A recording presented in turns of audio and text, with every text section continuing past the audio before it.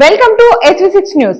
Congress party senior నాయకుడు చిర్రబోయిన బద్రీనాథ్ యాదవ్ జన్మదిన వేడుకలు మారేడుపల్లెలోని ఆయన నివాసంలో ఘనంగా జరిగాయి. ఈ వేడుకల్లో కంటోన్మెంట్ ఎమ్మెల్యే శ్రీ గణేష్ ముఖ్య అతిథిగా విచ్చేసి కేక్ కట్ చేసి ఆయనకు జన్మదిన శుభాకాంక్షలు తెలిపారు.